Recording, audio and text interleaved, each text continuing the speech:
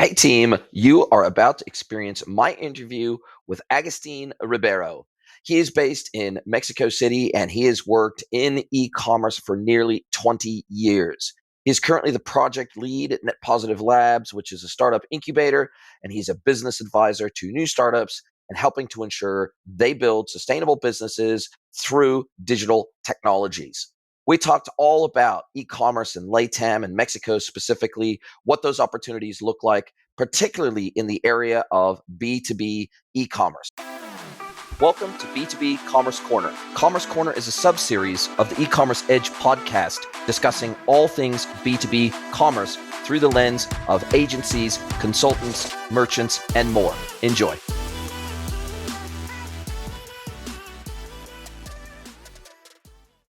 Hello, everybody, and welcome to another episode of the podcast. I have another exciting guest lined up for you today, and I would love to welcome to the podcast Agustin Ortiz Monasterio Rivero. Welcome, Agustin. Thank you very much, Jason. I'm happy to be here and to chat a little bit about e-commerce. This is a special episode for me, and that's because I've been living now in Mexico since the early part of the years. We got here in late Feb, and we've been traveling around Mexico for nearly a year now. We'll finish up our year-long travel at the end of this year. And you are the first Mexican native that I've had on the podcast. So for me, this is a very special event. So I really appreciate you taking your time to be with me today. Anybody who has used Shopify for any length of time at all knows just how incredible it is for B2C and D2C merchants. However, it leaves a lot to be desired for B2B merchants and brands. That's where Wholesale Gorilla comes in. Wholesale Gorilla is a Shopify app that adds tons of essential B2B commerce functionality right on top of Shopify. It allows you to run and get started with all of your wholesale functionality that you need to run your B2B and wholesale business online, all within the safety of the Shopify ecosystem. And you can use Wholesale Gorilla with any tier of Shopify plan. You do not need to be using Shopify Plus. We've partnered with Wholesale Gorilla and they are offering 50% off your first paid month when you use the coupon code EDGE. We want to thank them for their support of the podcast and go and check out Wholesale Gorilla today. Yeah, it's great to be here, Jason. And yeah, I've been here my whole life in Mexico City, lived in some other countries, but mostly here in Mexico City and traveled around. So yeah, I love my country and everything around it. I don't blame you. Beautiful place, beautiful country. Been traveling. I know there's a lot of what I would like to call propaganda about safety and issues in Mexico, etc. But in our experience, we've been traveling by car, our own vehicle, or traveling on our own independently, me, myself, my wife and our dog together. And we haven't felt unsafe. We've only felt slightly unsafe one time after nearly a year of traveling around the country. That was in Acapulco. We didn't find Acapulco to be, it was the only time we felt like, okay, we probably should be out after dark here in the central part of the city. But we've been everywhere else. We've been to the biggest cities all the way down to the smallest sort of towns and villages and Pueblo Mágicos. And we felt safe the whole time. We've driven daytime, nighttime, everything in between. And I tell you, we have met with nothing but happy, friendly people that have been very welcoming to us. So look, I'm not saying that bad things can't happen to you in Mexico. I think in any big country with big cities, bad things can happen, of course, and you have to have your wits about you. But in my personal experience and with my wife's experience, we've had nothing but just an absolute incredibly positive experience in Mexico so far. Oh yeah, that's good to know. I think Mexico is a great country. And of course, bad things can happen and do happen. But if you know your way around and you understand how things work, you can really live here and enjoy. So absolutely. And yeah, look, I've loved it. I've absolutely loved it. Love the food, love the culture, love the weather, love the variety of landscapes and the vistas, and the history is of course amazing. We've had a fantastic time so far. If we look back to how you got into the game, right? Because you've been in e-commerce for a long time now and you've worked across multiple facets of it. You're a serial entrepreneur. I think you've started about 5 or 6 businesses now. And so you've got that entrepreneurial mindset, you've got that entrepreneurial gene. And from what I've seen in Mexico, entrepreneurship is very strong in this country. There's not a lot of big box retail. If you look at Europe, if you look at the United States, even if you look at Australia and New Zealand, big box retail in many respects dominates the retail landscape. Big chains, large stores, etc. And sure, when it comes to grocery here in Mexico, certainly there's some large chains. There's bodegas, there's Chedraui, there's Soriana, etc. So there's some big chains in grocery, and I know you have some experience in grocery. So I'd love to talk about that a little bit as well. But definitely small and medium businesses seem to absolutely dominate the landscape here in Mexico. And that feels like that entrepreneurial spirit, even down to the small family level, is definitely alive and here in Mexico. Would you agree with that? Yeah, for sure. And I would say that for many industries, retail being like one of the most important ones, there are many small players and small business owners that have their own brick and mortar store everywhere in Mexico. Actually, I worked in the Corona beer company many years ago. And that's why I can tell you with certainty that this is true, because there's just so many small stores selling things all over the countries. So it means that, yes, not only dominated by retail, however, the companies are moving really fast. So yeah, because it's a very big market. Now, what I have also noticed is that e-commerce lags significantly here. And I think the latest statistics from Statista and a couple of others say that e-commerce penetration here in Mexico is sitting at only around 9%. It's definitely under double digits here in Mexico. And for a country this size, this scale, this maturity of tech, and everybody seems to have a cell phone here, even in the small towns, similar to other emerging markets like India, et cetera, where everybody, made a move directly. In some instances, people moved from not having a computer at all to having a computer in their hand. And so all they've ever known is mobile computing. So I guess I was somewhat surprised to see that e-commerce is lagging here, and that the major players really, you've got Mercado Libre, you've got Amazon, you've got some small independent e-commerce retailers, you've got grocery, which is a huge amount of e-commerce in this country. Every major grocery chain offers e-commerce and offers delivery to your door in this country. But I guess I was surprised to see how slow e-commerce has been to be adopted in Mexico. Although it's definitely up and to the right, we definitely are starting off of a pretty low base. For sure. Yeah. When I had my e-commerce business back in 2019 and the pandemic hit, I remember that the penetration was below 5%. Right now it's around 9%, which is around double that digit. And that's because of the pandemic. Imagine before that, below 5%. So that's totally true. And not only that, but business owners are not so sophisticated. So that means that they're just used to doing things like if they were in the 80s. And like many of them live if they were in the 80s. For me, it's like impressive because I am 100% digital. I am like, I stand up to the top trends in e-commerce and digital businesses. And then I go to see the businesses here in Mexico and I say, oh my God, how can they live? And actually they make a lot of money. There are people that have 8 or 9 figure businesses in Mexico only by cash. That's something impressive. They're very rich people. And cash is absolutely king in Mexico. Solo efectivo, you'll see signs up many different places throughout Mexico where they will literally only accept cash. They don't accept card. They don't accept digital payments. They don't accept Apple Pay or Google Pay. They might not even know what that is or what that means. Tap and go doesn't really exist everywhere here. And so what do you think? Do you think that it is just an underlying fear of getting scammed, getting ripped off, getting people stealing your card details, running away with the money? Do you think that there is just this underlying concern that the security of online transactions will never measure up to the security of someone standing in front of you, handing over their cash, and you give them the goods over the counter? Is it just that there's this cultural expectation in Mexico that we will do transactions face to face? Is that part of what is slowing the adoption of e-commerce in Mexico from your perspective?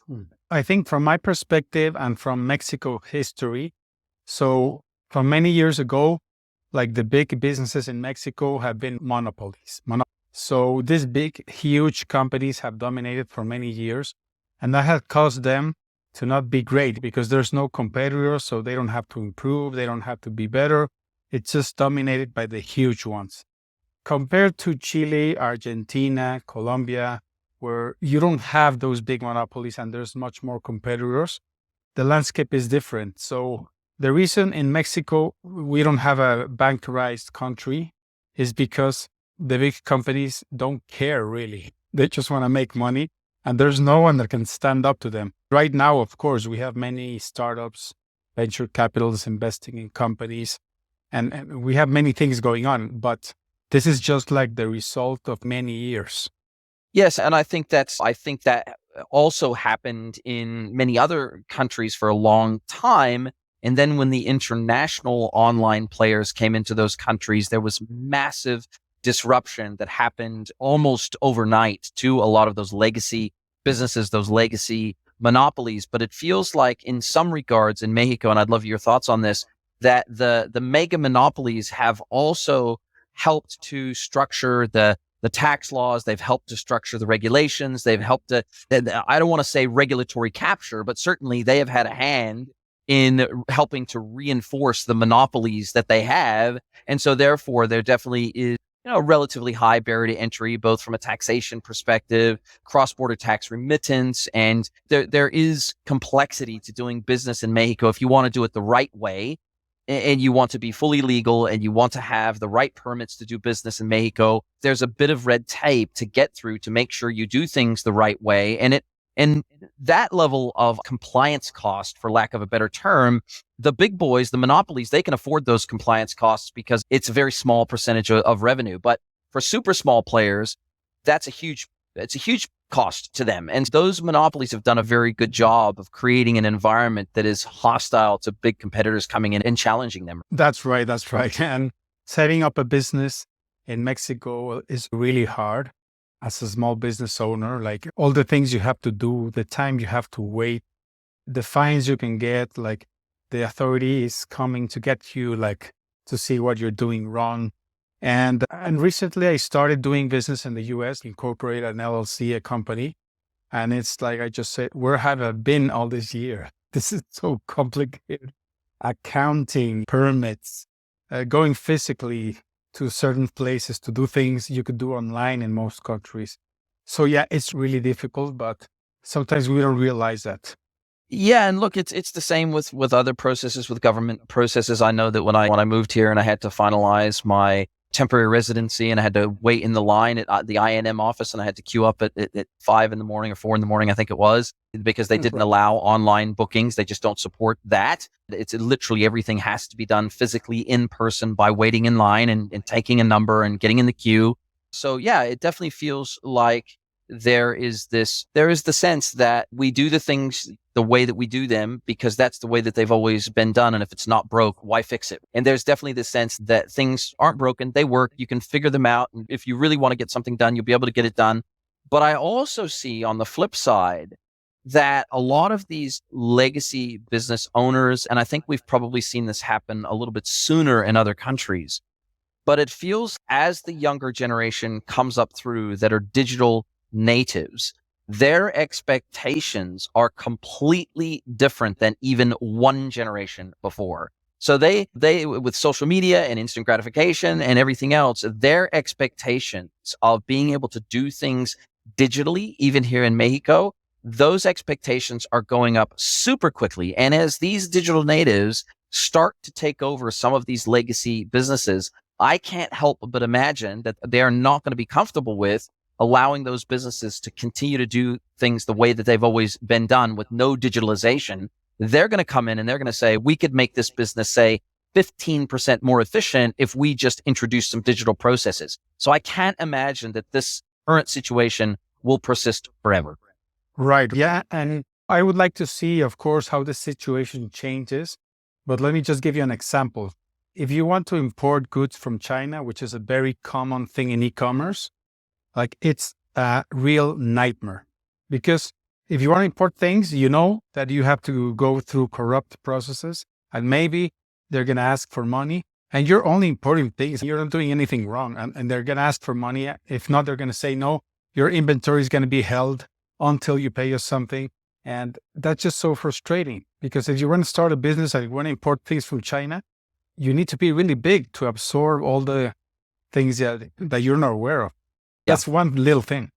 I couldn't agree more. But if we start thinking about Latam as a larger group, we know that Latam and the super peso in particular, as it's fondly become known, the peso has outperformed nearly every single other currency in the world over the last 18 months. It's absolutely killed the USD. It's killed the NZD. It's killed the CAE.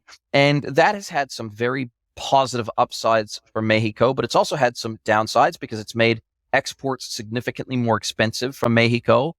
Benefited during COVID of what I would call nearshoring, which means moving manufacturing away from China and moving it closer to the United States and Canada by moving manufacturing into Mexico. We've got Tremec, we've got massive aerospace, we've got vehicle manufacturing, we've got Tesla building a gigafactory here. We have VW, who's got their biggest factory outside of Germany, based in Puebla, so based in Mexico. So Mexico has a lot going for it from a manufacturing perspective. But what is your take on e-commerce in Latam more broadly, but specifically the impact of the super peso on Mexico's ability to become an exporter to the world?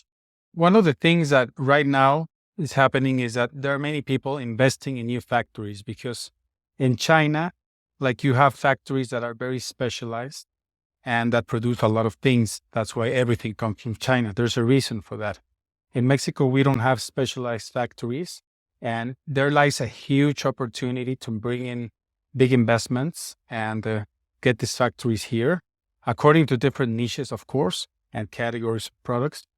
But the challenge here is that Mexicans really take advantage of the opportunity, because right now is when we should do that, not in 10 years, right now. And it depends a lot on the government, our current president, which we're not very happy with. And I think that there's a great opportunity right now, but not everybody can take advantage of it, and not everybody will. So I hope really that people do the investments they need to make. There's a lot of incentives in Querétaro and in other states in Mexico to do this. So I really hope the people take advantage of it, because that will be really helpful for Mexico.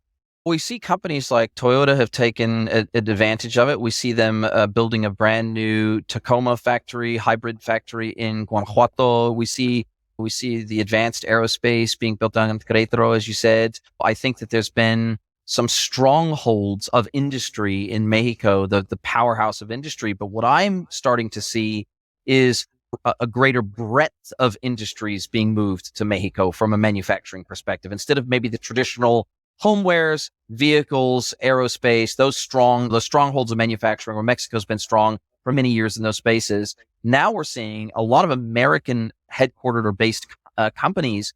They're now starting to either nearshore, meaning move their factories from Asia to Mexico because they're so close from a logistics perspective, and also they're worried about the next global pandemic and China shutting down, et cetera. And they're saying either we're going to nearshore and we're going to move our manufacturing to Mexico, or we're going to dual shore, which means, okay, maybe we won't move everything to Mexico, but we're going to establish a secondary or a third manufacturing base in Mexico. So it feels like the manufacturing prowess that is being developed in Mexico is much more broad-based over the last couple of years in particular versus, say, the last 50 years.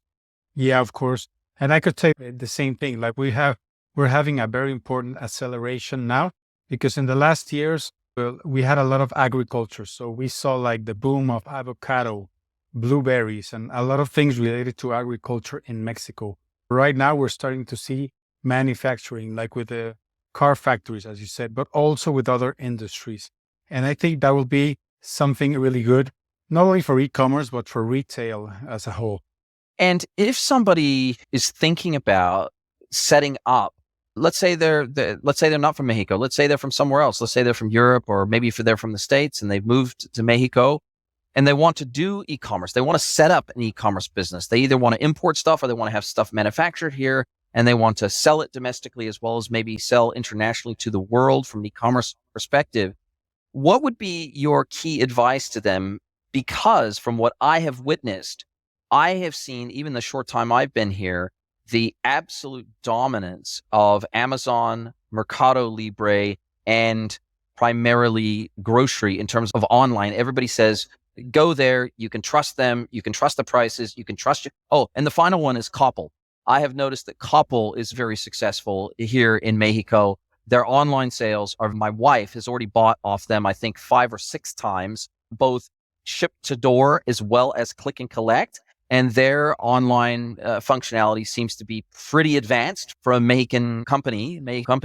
It feels like those major players are so dominant and they have almost first mover advantage. It feels like anybody else that would want to set up maybe a small online business in Mexico, they would definitely be in for a bit of a challenge.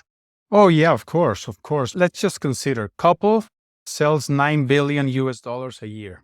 9 billion. Okay. So it's not a small number. It's a huge, actually, it's the biggest D2C e-commerce in Mexico, Coppel. And it's also a marketplace. And I know some of them and they're they have a great team. They're doing amazing innovation like no other.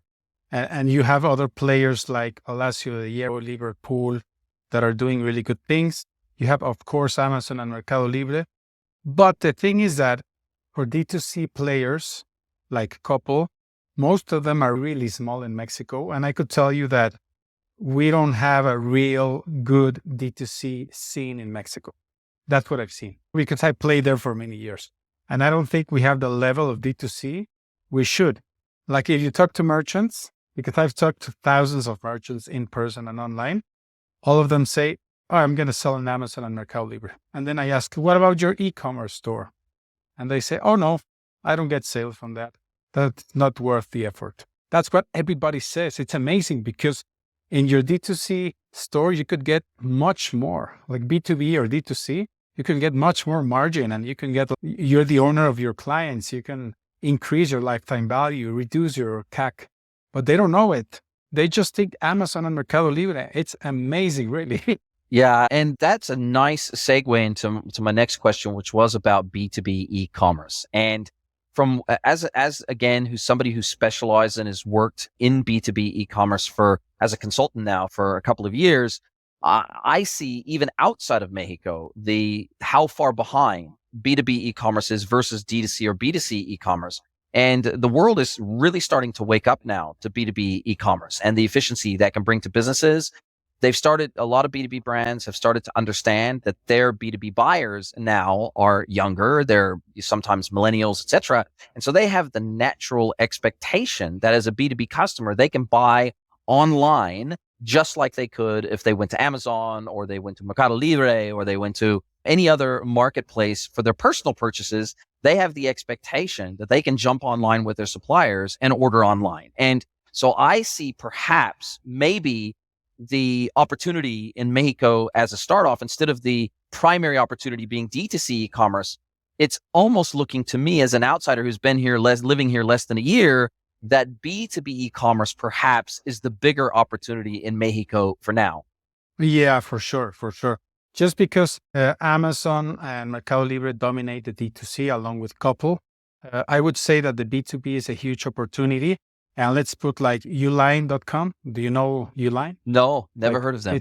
It's an American company. They sell you all kinds of packaging stuff and whatever you need for your business. And they're a very good B2B e-commerce.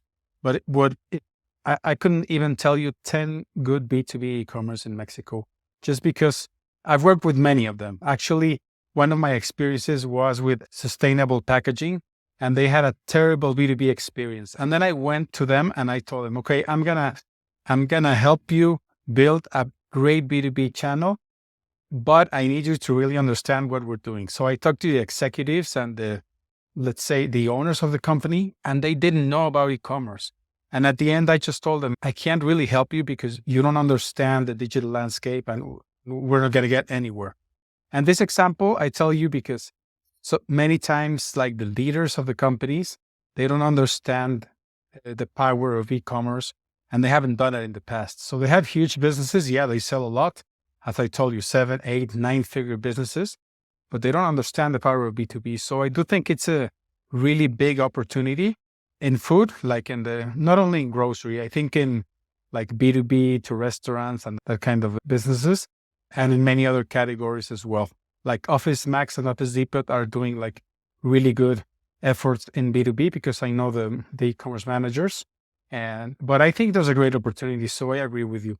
Maybe more than D2C.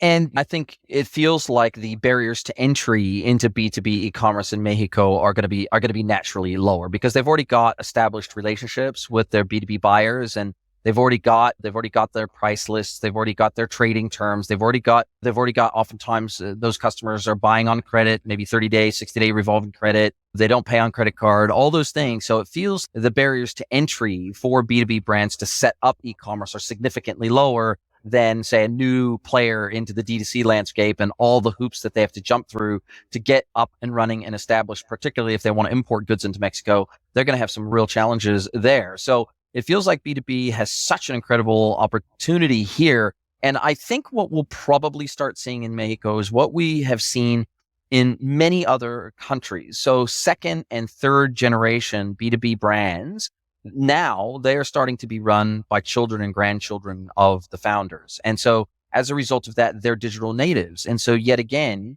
there is this expectation that they will transform the business because they will do business in the way that is natural and native to them, Right. which is digital, right?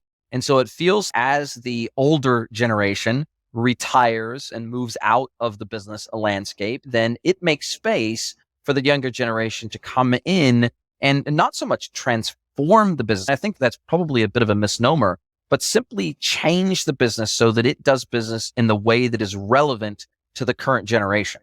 Yeah, and I agree with that totally. And there's one main thing that I see in those generations, as in every human being. I think it's a matter of mindset. Because when you talk to those old generations, baby boomers, you can't really communicate in the way you would like to. If you talk about lifetime value, customer acquisition costs, and those kind of metrics that are very normal to everyone in the e-commerce space, you can't talk to them about that. And that makes a huge barrier for them to make a change. They're not willing to invest. They're not willing to change. And what I've seen is if the leader is not able to change, I don't think the organization will change. I think it's just something very basic about leadership. And that's why the new generations will really change the way companies work. Couldn't agree more. Now, what in your experience in Latam broadly, but Mexico specifically, what are the types of technology platforms that you are seeing most commonly deployed here? Now, obviously, VTEX is a Latam-born e-commerce platform, does B2C, does B2B, does marketplace, all under the one roof. But of course, the Shopify is probably pretty well known here. I'm guessing BigCommerce is probably pretty well known here. But what, from a front end perspective and also from a back end business management perspective, are there homegrown technologies from here in Mexico that are the norm, or are international platforms also the norm here in Mexico? No. So what I could tell you is that, yeah, VTEX has a lot of momentum right now, a lot of momentum with B2B and with companies. So I think they're doing a great job. And I've talked with many people in the VTEX. I've gone to the e-commerce events. I think that's the most, let's say, popular platform right now. You have Magento as well, which is Adobe. So yeah, Magento is like another good option that I've seen a lot in Mexico. Shopify for B2B, normally the companies don't like it, really. Yeah. Shopify recently announced that it's going to be focused for B2B. But the reality is that companies don't like it. Because I've talked to big companies that they just want to get out of Shopify for B2B. And makes sense. Shopify's never really been, they're really late to the B2B game. And you mentioned Magento, but of course that's an on-premise product, even though it's now Adobe Commerce, it's an on-premise product. What do you think the mindset towards on-premise versus SaaS is in Mexico? So most of the rest of the world, at least in the markets that I play in, everybody's moving away from on-prem. They're moving to fully SaaS platforms. So whether that be NetSuite on the back end, Microsoft Dynamics on the back end, whatever they're running on the back end, their WMS, their OMS, their IMS, those are all moving to SaaS. Their PIM systems are moving to SaaS. E-com's moving to SaaS. Magento is not always, but a lot of people will consider Magento a bit of a legacy platform being on premise, but you're saying it's popular. Yeah, it has been popular, and not only in Mexico and Latam. But yeah, my opinion is that people are starting to realize that it's better just to be on a SaaS and just to focus on your business instead of doing so much work and understanding things that you shouldn't even try to understand. That's it. The simplest way to explain it. Yeah, but it's not only about SaaS and on-premise. It's also about companies want to overcomplicate things. They want to build their own e-commerce. They want to do their own connections. They don't want to build APIs. And it's so complicated. So when you go to companies, like following this example of on-premise and SaaS, like companies just do everything so complicated. And you can tell them, man, you could only just hop on a SaaS, connect it to another via API, and that's it. You don't need anything else.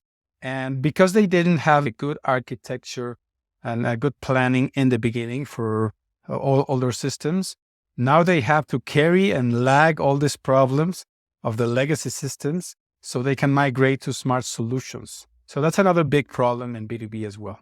Technical debt, it's a killer, right? And trying to roadmap your way out of that technical debt sometimes is a project in its own right. And especially when it comes to system integration, that technical debt's probably the worst of all. So I totally understand that. Now, you've moved away from the consulting space for now, as I understand it, and you're now with Net Positive. And let's talk a little bit about your work with Net Positive, what you guys are doing. You've only been there a few months, I realize, but let's talk a little bit about what I guess your mission is over at Net Positive and what the work you're doing with them. Yeah, for sure. In Net Positive Labs, what we do is venture building. So we help companies that need to do some kind of startup or launch products. But instead of doing it on their own, like we put a specific methodology and sometimes a founder or someone that knows how to do like startups and building new companies inside the big company so that we can have both the things living at the same time. Let's say the big company working and the startup within the company, that's like a venture, so that they can really take advantage of the both worlds. You know? Right. So we might have a large company and they almost set up an internal incubator for some small forays, almost creating a startup environment within their own business that right. Instead of being disrupted from outside their business, they disrupt themselves from inside their own business. Is that kind of the model? Yeah, that's the model. And you have to treat it like a startup. If you start a project, you have to say, okay, we need funding for this. We need equity, distribution. We need a founder.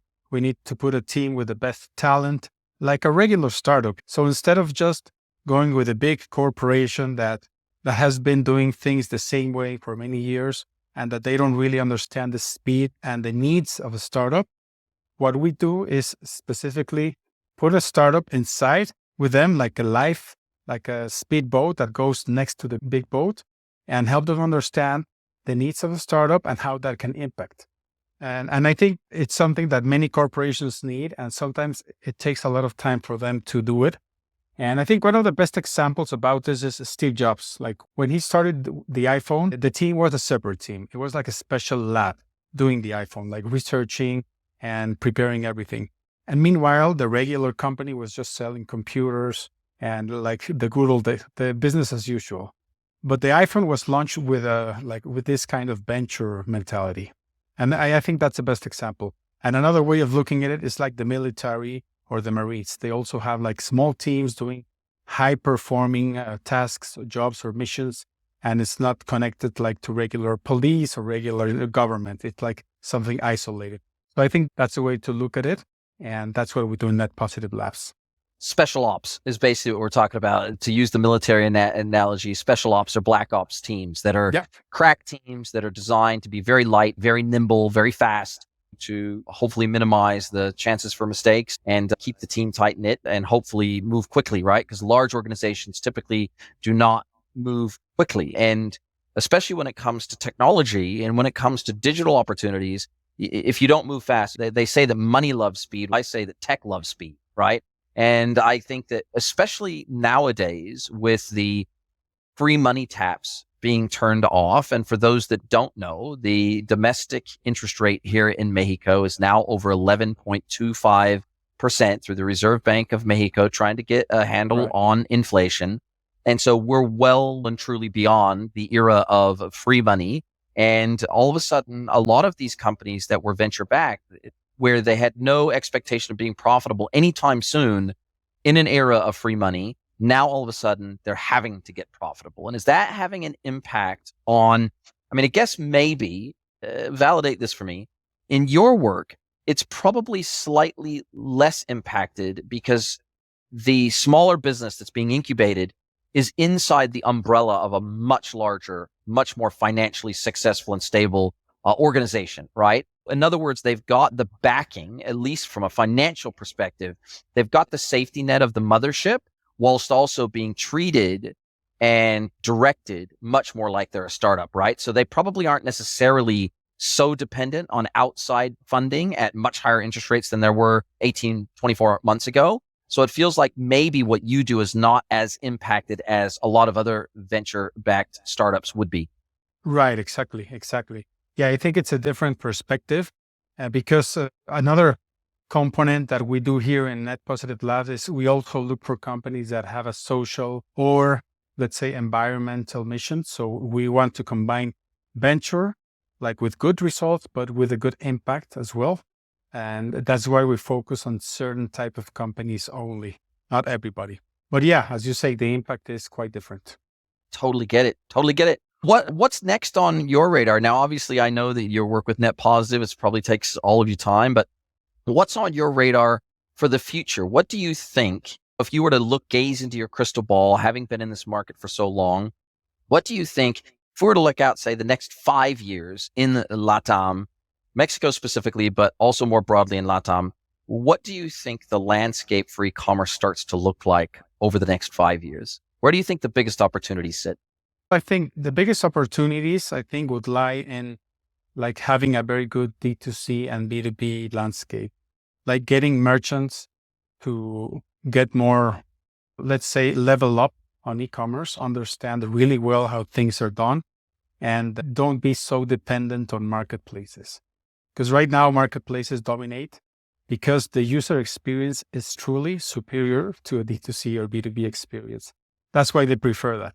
And I think the big opportunity and how it's going to change is like the merchants that really step up their game and do good D2C and good B2B are going to be massive in the future and are going to like dominate the market and have control of their inventory, their data, their marketing, everything. And that's something that they don't have now. So I think that's where the big opportunity for Latin America lies, because we have good logistics. They're not the best, but we have good logistics with good infrastructure. There's a lot of startups doing like logistics 3PLs. There's also like very good manufacturing around here.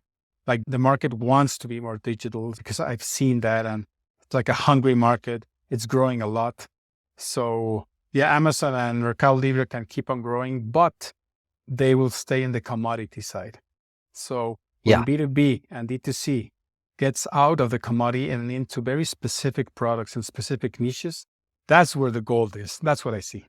Man, I could not agree with that more. And I think that doesn't just go for Latam, that goes for the rest of the world too. I couldn't agree more with you. Now, one final question on this topic is, I don't see, and maybe I've done a few quick searches, I don't see a tremendous amount of Latam and Mexico specific e-commerce content or podcasts or just anything being put out. There's definitely conferences, there's definitely in-person meetups happening here.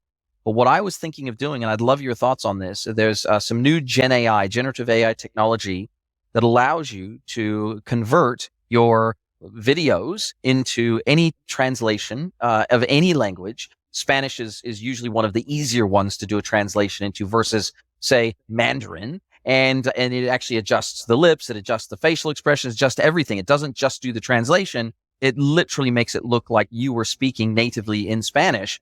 And I was thinking, and in fact, I'm exploring putting my podcast through Gen AI, doing the translation to Spanish and releasing all of my episodes moving forward in both Spanish and English. Do you think that from a content perspective around this space, do you think the market is hungry enough for content around this, for this to be valuable in market? Yeah, for sure. This is one of the things that I wanted to do some years ago, being more in the content podcast as you did, and I didn't do it, but I explored a lot. And what I could tell you is that Big Commerce is doing like a huge community in Mexico Mhm. because they realized there's no community. And that's Big Commerce because they're entering the market. And they have a huge community and they're doing a really great and amazing job. And I know, let's say, I can count right now 3 people that are doing it in e-commerce, only 3, and they don't have so many followers. So my answer is yes, the market is hungry for content in e-commerce and there's not enough. And there hasn't been someone with enough consistency and dedication to do it right. So that's my 2 cents. Wow, that's probably all the push I needed to hopefully be able to do a deal with one of these Gen AI companies. That most of them are still in beta for this translation function. And I think that over the next 6 months, I think that a lot of this Gen AI stuff is pretty rapidly becoming commoditized, and the price is coming down. Starts out very expensive, and then the price drops pretty radically over time. And for example, I use Opus Clips for creating the short clips out of my long form content. And there's a few different platforms that can do that for you now. And it's pretty cheap. So it started out expensive, but then it gets cheaper over time as it scales. So I'm really excited about that. And as we come down to the close of our time together, I really appreciate all the time you spent with me. This is where I get to turn the microphone over to you. I get to let you ask me one question. Any question you like, can be personal, can be professional. It's your choice. So Agustin from Net Positive, what is your question for me today? Yeah, my question is, since you come from Australia and New Zealand and you lived there many years, when you come to this part of the continent, like what kind of difference do you see in terms of the digital space? The US with Mexico, Canada with Mexico, maybe Australia with Mexico or with Latam. What is your perspective? Because my perspective is also as a Mexican and that has had all his life, the USA next, all my life. I just have the USA and I can travel whenever I want. But the markets are very different. And I was just like to know your perspective after knowing many markets. Yeah, so I would compare Australia to New Zealand very similar to US to Mexico right now, meaning that the New Zealand market always has lagged the Australian market significantly when it comes to digital adoption. The New Zealand market for many years was under double digits of penetration of retail by e-commerce, right? It languished between 7, 8, 9%. And then during COVID, I think we got up to as high as 12 or 13%. And we still continue to be up and to the right, but Australia was always 15, 16, 17. And then I think during COVID, they got up to, it was about 22, 23, 24% penetration of retail during COVID. And they've managed to maintain that in Australia.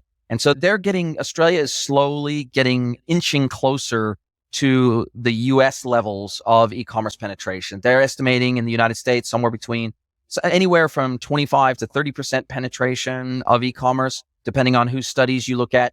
But the UK is actually kicking all of our ass. The UK was pre-COVID, they were at 28, 29, 30%. And then during COVID, they peaked out at about 35%.